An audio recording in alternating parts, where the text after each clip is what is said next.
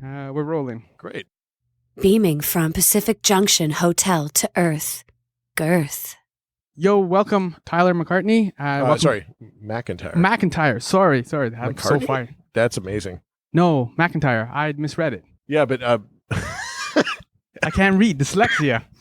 McCartney sounds a lot better. Okay. Do you want to just change it then? Yeah, I think that makes it official. Okay. So welcome, Tyler, to my summer lair, and welcome back to Toronto After Dark. This is your second round? Yeah. We had a movie here a couple years ago called Patchwork, which was lucky enough to play the closing night with the amazing Deathgasm. If you guys haven't seen that, check it out. And Patchwork is available on Netflix. Nice. And this time, though, you come with Tragedy Girls. Rather than, I know you've been doing some interviews and things like that, so rather than asking you the basic boring question of like, what's the premise of the movie, you've already got some reviews, you did some Q&As already. What are some of the consistent references that people are using to kind of describe the film and to kind of share and talk about the film? People are using a lot of things. Like they're kind of comparing it a lot to like Heathers and Scream and Clueless and things like that. And we definitely lean pretty hard into the high school horror movement of the 90s, which I kind of grew up with and really love and have a lot of respect for. But for me, like a lot of the more appropriate things are like 3 O'Clock High and Ginger Snaps. I know 3 O'Clock High is not a horror movie, but so those have been kind of more my personal references. Ginger Snaps makes sense. It's the girls and it's the kind of horror elements. Yeah, definitely like that friendship at the heart of the movie. It's surreal. What I find fascinating in the film, the high school scenes are just as gruesome as the killing and the murder scenes, in a sense. You know what I mean? It's like... Yeah, even more vicious in a lot of ways. Yes. And you also got in some Final Destination kind of reference in there too. So yeah, a big Final Destination fan. I think that came off. Yeah, that's definitely a kind of high school feeling horror movie as well. Yeah, high five for the Final Destination. High five for Final Destination. Yeah. Does having a childhood pre-internet and pre-social media, because that's such a theme in this movie, does having that pre-internet childhood, does that give you a different kind of insight or the approach to making this movie?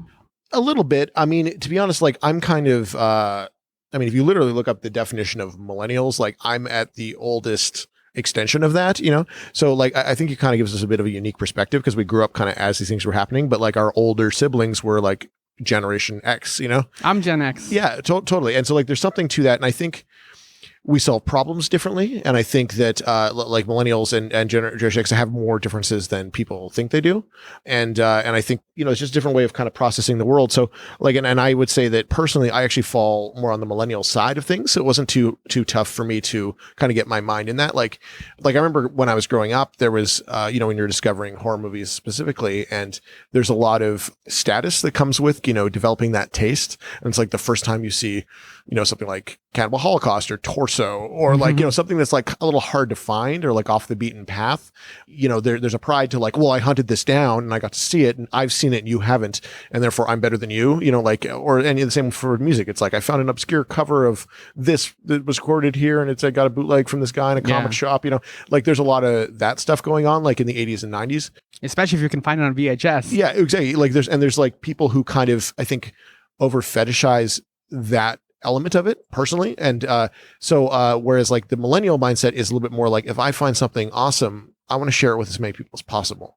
Yeah, and Sadie has a line too, right? Where she says, sometimes I feel like nothing I do matters, like I'm not special. Yeah. And that sometimes kind of feeds a little bit. It's like you almost need that validation, like I exist, I'm over here. Totally. And with social media. Yeah, and I think there was a lot of pride like in the Generation X, kind of mentality that's like, well, you were not special, but fuck you, world. Like, like I'm going to live this minimum wage job and I'm going to have fun on my own terms. And, like that real, like, Clerks style, like idea.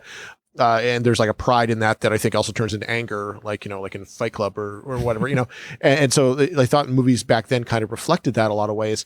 But millennials, I also think, definitely have this like sense of like they want to, because movies tell them they're supposed to be special. And I think Sadie in our movie really ingests that in kind of a, like a way I don't think is abnormal, but she, the way that she deals with it is very, very messed up. Yeah. I mean, you referenced Fight Club, and that was one of the lines in Fight Club, right? It's like, there's a Brad Pitt line where like, we know we're not going to be millionaires and rock stars. Yeah, totally. Yeah. It's like, you're not a unique snowflake or whatever the hell, Yeah. it's, and I think that was, think indicative of this kind of underlying anger that just kind of got lost, post 9/11 in like patriotism. Yeah. And we just kind of forgot about it. And now it's like, You just like pave over the street, basically. yeah, now we just assumed everybody wasn't angry because we had, other problems, or we're telling ourselves we had other problems. And now, I think there's something still fucked up about culture that we haven't dealt with. And now it's like full on cancer, Yeah, you put your lifestyle on display, right? With social media. And I mean, this is kind of feeding back into the movie, which is like, I have friends who have kids and they only put like the cute Halloween photo when they're the little pumpkin or something like that. Nobody ever puts the photo up or a video of when the kid's puking at 3 a.m. and everybody's up and they have a big meeting the next day. And like, you know what I mean? Yeah, we definitely present a version of ourselves out there that's not truth, and I think there's something interesting about that because like I think the medium itself and the expectation that comes with the medium itself has a way of dissociating ourselves from like actual, like what the world's like, Mm-hmm. and that's a whole culture is like, oh, well, look at their Instagram, their life looks so fucking fun, and Yeah. and you I think internalize that stuff, and I think it's actually quite negative when it's intended to be inspiring. Is the moral of Tragedy Girls that outsiders can become influencers or that influencers are outsiders? To be honest, I haven't really thought about it in terms of that in those terms. I would say that they're definitely people who kind of beat their own drum. So like they are outsiders. Like I think even though they're on like the cheer squad, which I think everyone seems to like in a lot of reviews, people are like, well, they're popular girls, and it's like I mean I guess, but they only seem to have like themselves as friends, But the people are also defining them as popular. They never saw themselves as popular, and that's kind of... Yeah, I like it. To be honest, I don't think I think care very little about the immediate, like the people in their school thinking anything particular about them. Yeah, that's what I mean. Yeah, They were after bigger fish to fry. Yeah, definitely. Like they're more encouraged, or they're more interested in like impressing the world and changing things and doing something that they feel would be like legend worthy and that is inherently beyond the school itself. Yeah, I mean that's the challenge I think with any like filmmakers, writers, anybody who's in the creative field is you can be popular or you can be relevant. It's hard to be both. Sometimes there are certain films, certain books, certain things that are kind of both, and they just kind of hit it at that right mark, the zeitgeist and whatever. But other times you just kind of opt for popularity. There's something like Britney Spears or something like that. She's never going to be quote unquote relevant, but she will continue to be popular. Yeah, I mean, nothing against Miss Spears, but but yeah, I mean, and I think genre is interesting in that you can kind of have socially relevant conversations and you can say things and have commentary, but it's in a high concept wrapper or something that kind of, and that's what I really like about it is it gives you that flexibility. Like I can make a movie that's poppy and about teen girls, but you can like throw in other things that are being discussed metaphorically, and that's okay, and as long as you have a body drop every 10 pages, then they kind of leave you alone. And that's, and to get that freedom as an artist is, I think, tough. And I think it would be a lot harder. And I think I'd be a lot worse at, like if I was doing, like drama with a capital D, where it was like very personal and trying to attack these things head on, I think would also, like the movie would end up being a lot less entertaining and would go down like shitty tasting medicine. And, no one would really care. Although that's a great title for a movie, Shitty Tasting Medicine. Yeah, well, I'll keep that in the back pocket. That's trademark. You can have that one for free since it's yours. But I want to pick up on because the theme with the social media stuff, the girls had really unique masks. What was the process in creating the masks? Because you're a horror guy, so there's a little bit of a pressure to present something new and visual, I guess, isn't there? Yeah, there's a little pressure. And we definitely talked about like how like what are the iconic masks, and we were trying to like think of, well, there's awesome ones, and often the best of the bunch is probably the simplicity of the hockey mask, but it's also there's things kind of sub of that, such as like the Strangers, and even things that are more recent like Hush, like had just a great horror mask, and so we knew we wanted to do something that kind of had like that slasher mask vibe, but at the same time like our characters are quite energetic and they're coming at it from a different angle, which is the neon. Yeah, exactly. And so like that we ended up with these kind of neutral masks, they have a bit of like maybe a hipster flair, like flavor to them, like that like blank stare. But at the same time, there's something very outlandish about going with flat out neon colors. And then, kind of these emoji looking elements to their eyes are kind of cartoonish things that are black. And then we pair that with a prom dress. Like there's nothing functional about these things in terms of being, like stealthy, but they definitely fit the personalities of the girls. And so we had a process where essentially I just went on Hollywood Boulevard and bought some, neutral masks, like, off the shelf at the costume shop. And then I got some neon paint from fluorescent paint at Home Depot.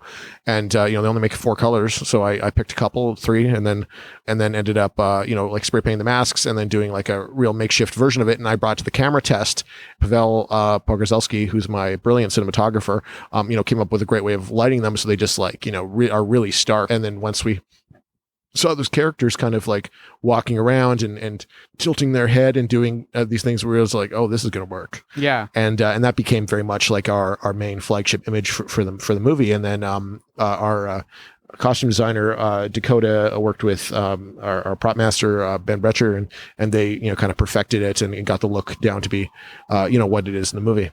Yeah, it's kind of like the classic, the William Shatner mask from Halloween, kind of taking something in and kind of incorporating and changing it up a little bit to... Yeah, definitely. We wanted it to have a more feminine feel, and there's not a ton of iconic feminine slasher characters. That's true. And I think the girls kind of inhabited the mask a little bit more, too. They kind of changed a little bit. Like, they were already kind of having fun, but once the mask kind of came out, it gave them another level of fun, and then it kind of feeds into the social media, the anonymity we were talking about. Where, like, you know what I mean? You want to be on display, and you want to, like, make a splash. Yeah. No, they want to be noticed 100%.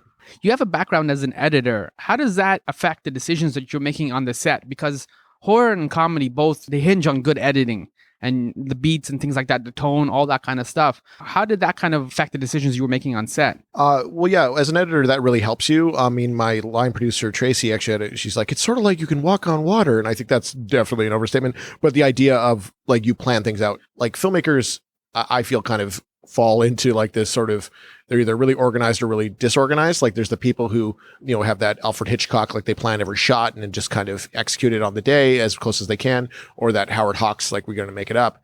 And so I definitely am more on the Hitchcock side of things, where like I tend to plan things, but I still want to, since I do a lot of comedy, I want to leave an opportunity for spontaneity. Improv. Yeah, definitely a little improv. And I find when you give yourself that latitude to gather that stuff on the day, and then you fit it into a plan that's pretty specific, then it allows you to control the tone. And so like with our first movie, which was a horror comedy as well, people were very worried about what the tone was going to be like. Is it going to be too silly? Is it going to be too campy? Is it going to be too whatever, dark, bloody, whatever, at certain moments? And so you just, if you're aware of that as an editor, you can really shape it moment to moment. I cut my first movie myself, and so was able to kind of like, ride that wave and figure out where exactly it was, like control it moment to moment, so it didn't get too kitschy. With Tragedy Girls, working with Martin Pensa, who's a brilliant editor, I was able to kind of create a similar sort of dynamic where I on set I was gathering enough material that we had a little bit of flexibility, and using like Alex Shipp to kind of often to kind of add things that were a little bit more lighter, a little bit more out there, and then only using what works editorially. So you can kind of create, that horror comedy tone that I think is a little tough to pull off, but if you just approach it, logically, I think you can. It's not as difficult as people think it is. Magic. Yeah, magic, 100%. And I mean, since you're a big horror geek, which would you prefer? The horror fan? Okay, we'll go with horror fan. One of the classic horror traditions is the sequel. Is there a possibility of Tragedy Girls 2 or something like that? It's kind of like 22 Jump Street to go to college or anything like that, or? Yeah, we've talked about it a little bit. We've also talked about maybe doing a TV series. And so, I mean, obviously nothing I can speak about now. And I'm actually not in a position where I like control the, fate of the franchise or anything. But I'm definitely, I know the girls are interested in it and I'm interested in it. So hopefully, if the movie goes out, it just came out today. So if the movie goes over well, we'll have those discussions in the future. All right. And where can people find you online? You can find me on Twitter at TMacFilm. So yeah, please add me, and I'm the most accessible person in the world. So please reach out. And Tragedy Girls now, of course, is in cinemas and it's making its way. It's also on a number of festivals still, right? It's kind of working. Yeah, we're winding down with the festivals. I mean, Toronto After Dark's kind of my near the end, but I'm going to Dublin and Chicago after this. But yeah, we're definitely on the tail end of it. But it's you'll be able to find it theatrically on 1020 and in New York and Los Angeles, and 1027. A lot of other screens throughout the United States, and then we're working on a theatrical release plan for Canada as well. Nice. I just want to pick up. You mentioned Dublin. does how people view horror change? Because we tend to always watch it just through a North American kind of lens. And once you kind of go overseas and stuff, do the audiences kind of react to different things or connect with different things? Or Oh yeah, it's interesting to see. I've seen my movie in Brazil. I've seen it for like that Portuguese audience. I've seen it for in Macabro for Mexican, Sitges, Germany, UK. A lot of the festivals have really great, like programmers, and they often have amazing communities that they built. So I actually find more consistency than differences. But for instance, like the stuff that's like kind of the drier humor will play better in Germany. But then some of the broader stuff will play amazingly in Mexico. And it's interesting to kind of see those kind of moment to moment. But there's stuff that hits that always hits, and I like this movie because it's there's enough laughs and jumps in it that you can really tell if it's working. Cool. Thank you, Tyler, for taking some time to hang out, have some Coke, and talk about horror. And Thanks so much, man. Thank you.